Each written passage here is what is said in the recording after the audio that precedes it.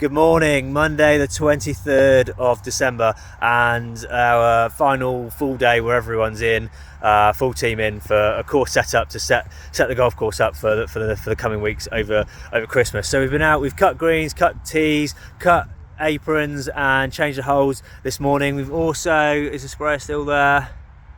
Yeah, sprayer's still there.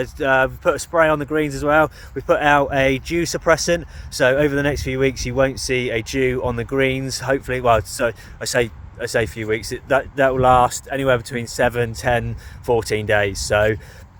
So there's been some days where we're not in over Christmas, and there's just make sure there's no dew on the greens for both playability and disease as well. That'll also help our course setup too as well. So, and then we're going to take break in a minute, and then we're going to go out and rake the bunkers. So they've had a nice full rake before pre-Christmas, and then I'm going to take all the boys all out for a beer to say thank you for the year we've had. So we'll go to weekend style shifts over the Christmas period now. That all comes from loo time that we've gained in the summer. So we put a good few extra hours into setting up for the club championship, into renovation week, so where we're putting sand out on greens and things like that. So we gain our loo hours then, and then we take a bit of time back at Christmas. So a greenkeeper will come in and set the golf course up, as I said, very similar to weekend style shifts. So that will consist of rolling. We'll get a hole change in the middle of that Christmas period when we'll check for dew, should that dew dispersant start to be wearing off, staying on top of moving markers and things like that. It gives us, as I said, we live in a give and take world. So we've done our give. We've set the golf course up in the summer. We're going to take a little bit of take over the Christmas period, with a golf course still set up and enjoyed by members and visitors. That comes from a bit of experience of golf courses are very, very busy over the winter period. It is like 2 to 3 weeks worth of weekends, and not a huge amount of daylight hours to get huge amounts of people out as well. So it makes golf courses very busy. So if you were to carry on normal shifts and trying to cut, it's very hard to get a lot done with the golf course being so busy. It's also very hard to get a lot done because there's always greenkeepers asking for annual leave to be at home for Christmas as well. So it's very hard to continue on with those projects as well. So we sort of live in that give and take world, which we've all done and got our low hours for. We can all have a little bit of downtime at Christmas, and then we come back motivated, raring to go, looking forward to it in the new year. So we'll do an update of everything that was done on the course last week, as we didn't do an update on Friday. Boys had a great week. I took most of last week off, and then it caught a really nice stage because now that 17th project's done. The T-top is all turfed. It gave us a week before Christmas to do some odd jobs out on the course and things that have been on the to-do list for a while, which made for quite a nice week, and then save the cutting for today, which is the Monday before we sort of break up for Christmas, which all worked out well and nicely. So one of the main things we did was to apply a granular fertiliser as part of our programme to greens. We've gone to a granular fertiliser programme as we find it works far better than liquids in the winter and in summer as well. I personally prefer the granulars because you break them down and the nutrients becomes in the soil, which makes the roots work for them and improves the root structure and the depth of roots which will only strengthen the plant. Whereas when you're doing liquid feeds, which have become more fashionable, I suppose, over the last sort of spoon liquid feeds over the last they've become sort of quite fashionable over the last few years, but that puts the feed directly into the plant, and then so the plant doesn't have to work to absorb any of the nutrients because it's just put in from a spray. So I much prefer granulars, and I feel it works. From experience, it works much better and works well on our site. You will see a little bit of footprinting from that, as there was a little bit of iron in that granular fertiliser, so that's highlighted by the photo above. So yeah, you will see a little bit of that, but that will strengthen the plant and improve the turf health over on greens. And we also made an application to tees as well, so that will and we had a nice bit of rain to wash that in and start breaking that down. So that will improve plant health and growth over the next 6 to 8 weeks. We continued turfing the banks on 17 with the scraps and the bits of turf we had left over. We have sheets up. When we take the turf off, we put it all on sheets so that it doesn't root into the grass that's in the long grass that's up there, because otherwise it becomes very hard to pick back up again.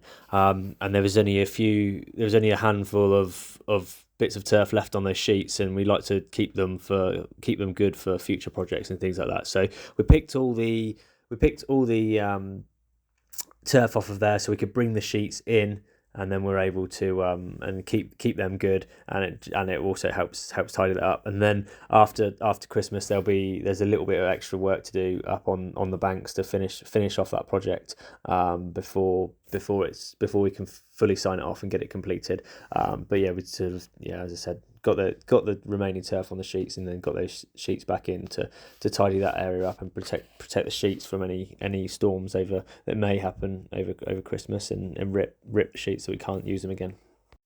One of our jobs that's been on the to-do list for a while is to edge up this garden bed outside the men's changing room. So the reason behind this is when we have heavy downpours, we get a lot of the mud and silt running down the hill onto the patio, and then that sits right outside the step outside the men's changing rooms, and so it's untidy and can be slippery and dangerous. So we've put a sleeper border in there and cut it in, and we've also cut those sleepers in half long way so that they go twice as fast. So it's a little bit thinner than you see, and so the sleepers are going further, but that keeps that nice, and it neatens it up, tidies it up, and then it helps stop any of that silt running down. We've put a few new signs out, or replaced a couple of broken signs, and also updated some of our signs so that they match the colour scheme that we've gone for, so that everything's in line and is uniform and matches up. We've replaced the signs at the second, but I also have realised there's a mistake in the wording on those, so we'll get those reprinted and then put back up as well, as as they don't read correctly. So it's supposed to be when playing the second hole, the third fairway to the left is out of bounds. So a communication error has caused that, but we'll sort that and fix that and get a new one printed and put up. We've also done one of our attention to detail jobs to tidy the course up, and that is to trim the greenside sprinklers, the tee plates, and the fairway distance markers as well. So that is an attention to detail job that's sort of always on our radar, and it really neatens the place up and makes it a good bit more presentable. And then a couple of other jobs that we've been up to as well is we had 10 mil of rain one night last week, so we had a little go at the worms with that volume of rain to try and suppress some of those in certain areas that we're looking to that become very wormcasty and muddy. And also we tidied up the trees between 3 and 5, so we've pulled all those roots out of there and got those clear, and then soil and seeded the any holes that were left where those roots were pulled out as well. We've also taken on a new apprentice who will start in the new year, the 6th of January, which is the first day we're fully back. Very much looking forward to that. The successful candidate, his name is Oliver. He grew up on a farm, so we felt he would take to the machinery really well. He plays a bit of golf. He's played out here as well, so he'll know the site. He has an advantage of knowing the site, so that's a great benefit for us. So very excited to have him in, take him under our wing, train him up to become a greenkeeper.